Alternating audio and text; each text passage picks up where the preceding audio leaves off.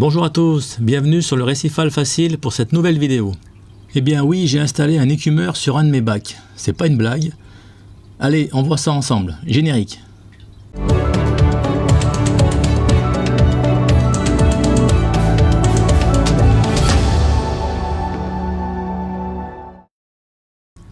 Si vous suivez la chaîne, j'ai mis en route ce nano en juin 2022 avec la méthode aqua-exotique pour vérifier si c'était pertinent sur un anneau. La forme cubique de 45 cm de côté plus la cassette rendait le brassage difficile à optimiser et j'ai été confronté à un développement d'algues. Dans un premier temps, j'ai enlevé la cassette et mis en place un filtre cascade. Pendant 4 mois, ce filtre n'a pas permis de changer les choses car la place prise sur l'arrière empêche le montage d'une pompe sur la vitre arrière. Malgré un nettoyage nécessaire toutes les 2 semaines et l'ajout d'une pompe de brassage, les algues se développaient toujours autant avec des paramètres pourtant dignes d'un bac de SPS. Je faisais et je fais toujours des ajouts de NO3 et de PO4 pour ne pas rester à zéro. J'ai alors pris la décision d'enlever le filtre cascade et de mettre un écumeur, le très connu Toons 9001. J'ai brossé les pierres pour enlever les algues et les siphonner et j'ai enfin pu brasser correctement. J'ai filtré l'eau du siphonnage sur perlon, puis j'ai remis l'eau filtrée dans le bac. Depuis 1 mois, très peu d'algues se sont développées. Le brassage n'est pas trop fort pour les Euphilia, mais il est homogène dans tout le bac avec une pompe au centre de la vitre arrière. J'ai laissé l'oxydator, il est caché derrière la pierre. Alors oui, le bac n'est pas nickel sans trace d'algues, mais ce n'est plus comparable. Côté vivant, en avril dernier, j'ai introduit un Euphilia parancora et une bouture de mon grand bac. Il y a un Fungia, des Rhodactis tricolores, des Zoanthus et des Cornularia. En poisson, j'ai un Gobiodon okinawa depuis le mois d'avril. Vous l'aurez compris, l'expérience sur ce nano permet de confirmer qu'une maintenance classique avec écumeur est préférable pour des petits volumes.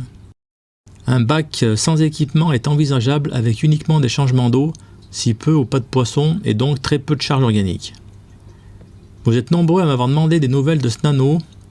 J'ai voulu du recul pour tester, observer et il aura fallu plus d'1 an d'expérience avant d'affirmer quoi que ce soit. Et donc, pour des volumes bruts inférieurs à 150-200 litres environ, surtout de forme carrée, la méthode aqua-exotique n'est pas adaptée. Les paramètres de base n'ont pas changé, mais avec cet écumeur et un brassage adapté, le constat est sans appel. Je vous laisse avec quelques plans du vivant.